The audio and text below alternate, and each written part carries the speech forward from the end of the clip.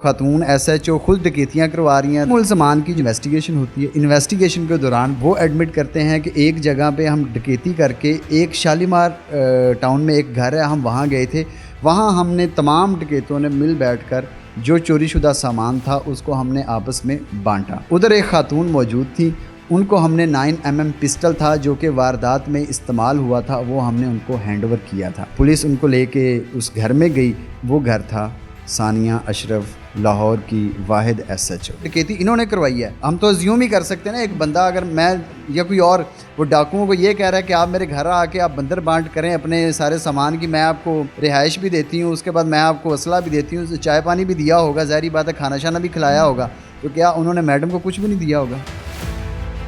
ڈاکوؤں کے پاس جو اسلحہ استعمال ہوتا ہے وہ شہر لاہور کی واحد خاتون ایس ایچ او جو ہیں اس کے گھر سے برآمد ہوتا ہے۔ ایک بہت بڑی واردات ہوتی ہے اور واردات کے بعد جو ہے کہ ایس ایچ او کے گھر میں ہی حصے بانٹے جاتے ہیں اور ایس ایچ او کا ہی اسلحہ جو ہے کہ وہ استعمال ہوتا ہے ڈکیتی میں۔ اس کے بعد ایک ایف آئی آر لاج ہوتی ہے، ایف آئی آر کے بعد ملزمان جو ہے کہ وہ انکشاف کرتے ہیں ڈکیت، اور اس کے بعد ایس ایچ او کے گھر پہ پولیس جاتی ہے اور اس کو پکڑتی ہے اور وہ ہتھیار جو ہے وہ پسٹل جو ہے وہ وہاں سے برآمد کر لیتی ہے۔ کیا کہانی ہے، کون ہے وہ ایس ایچ او؟ میرے ساتھ موجود ہیں علی چنگیزی سندھو ایڈوکیٹ صاحب، ان سے جانتے ہیں سر کیا واقعہ ہوا سارا، اتنی بڑی ایک جو ہے کہ وہ خبر آج وائرل ہوتی ہے۔ کانا ضلع لاہور میں ایک ایف آئی آر ہوئی، وہ ڈکیتی کی ایف آئی آر تھی، اس میں 8 سے 9 ملزمان تھے، جو قیمتی گھڑیاں انہوں نے چرائیں اور 2 آئی فون تھے جن کی مالیت تھی 12 لاکھ۔ جو کمپلینٹ ہے اس ایف آئی آر کا، ان کے بیٹے کا نام اسامہ تھا، اس کو 4 فائر لگے جو کہ ابھی زندگی اور موت کی کشمکش میں ہے اور جنرل ہاسپٹل میں ایڈمٹ ہے۔ اس کے بعد 15 پہ کال کی گئی کمپلیننٹ کی طرف سے یا ان کی فیملی کی طرف سے۔ جب پولیس آئی تو مزے کی بات یہ ہے یا المیہ ہے کہ ہونڈا سوک وائٹ کلر کی جس کا نمبر GB/138 یہ برآمد ہوئی، جو کہ واردات میں استعمال کی گئی وہ سرکاری نمبر پلیٹ کی گاڑی تھی۔ اس کے اندر سے ایک اور نمبر پلیٹ جو کہ سبز رنگ کی ہے وہ برآمد ہوتی ہے، اور وہ اصلی نمبر پلیٹ ہے جو باہر اویزہ ہے یا گاڑی کے باہر جو چسپاں کی گئی نمبر پلیٹ تھی وہ اس کی جینیئن نمبر پلیٹ نہیں تھی، وہ فیک تھی۔ اس کے بعد گاڑی کے اندر سے 2 ٹچ موبائل ملے اور 3 ڈاکو وہ گرفتار ہوئے، وہ موبائل کی وجہ سے جو ریکور ہوئے، اور ان 3 ڈاکوؤں نے 5 سے 6 نامعلوم ملزمان کا ذکر کیا، اور ایف آئی آر میں درج ہے کہ سامنے آنے پر ہم ان کو تلاش کر سکتے ہیں۔ پھر ایف آئی آر ہوتی ہے تھانہ کاہنہ میں۔ وہ ایف آئی آر کیوں ہوتی ہے، that's very important to mention ہے۔ ان ملزمان کی جو مین اکیوز تھے مین ایف آئی آر میں، ان کی انویسٹیگیشن ہوتی ہے۔ انویسٹیگیشن کے دوران پتہ چلتا ہے، وہ ایڈمٹ کرتے ہیں کہ ایک جگہ پہ ہم ڈکیتی کر کے ایک شالیمار ٹاؤن میں ایک گھر ہے، ہم وہاں گئے تھے، وہاں ہم نے تمام ڈکیتوں نے مل بیٹھ کر جو چوری شدہ سامان تھا اس کو ہم نے آپس میں بانٹا۔ ادھر ایک خاتون موجود تھی، ان کو ہم نے 9mm پسٹل تھا جو کہ واردات میں استعمال ہوا تھا، وہ ہم نے ان کو ہینڈ اوور کیا تھا۔ پولیس نے کہا جی آپ ان کی برآمدگی کروائیں، انہوں نے کہا جی ٹھیک ہے۔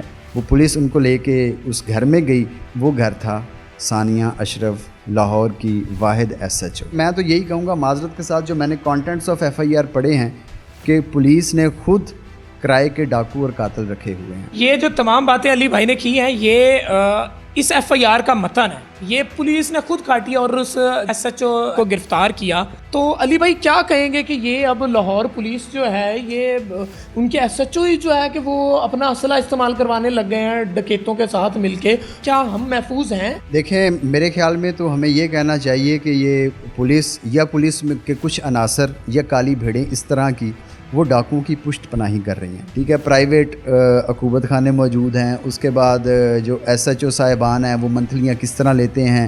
ایک ایس ایچ او جس کی تنخواہ 60-70 ہزار بیچارے کی ہے، وہ ایسے رہ رہا ہوتا ہے جیسے ڈی آئی جی ہے علاقے کا۔ پولیس جو ہے وہ اس وقت بالکل ناکام ہو چکی ہے لا اینڈ آرڈر کی سچویشن کو مینٹین کرنے میں۔ اس کے بعد ایک امپورٹنٹ چیز اس کانٹیکسٹ میں، یہ جو ایف آئی آر ہوئی ہے ایس ایچ او صاحبہ پہ جو برآمد ہوا ہے اعلیٰ میڈم سے، جو مین ایف آئی آر ہے ان کے اندر بھی ان کو امپلیکیٹ کیا جائے گا۔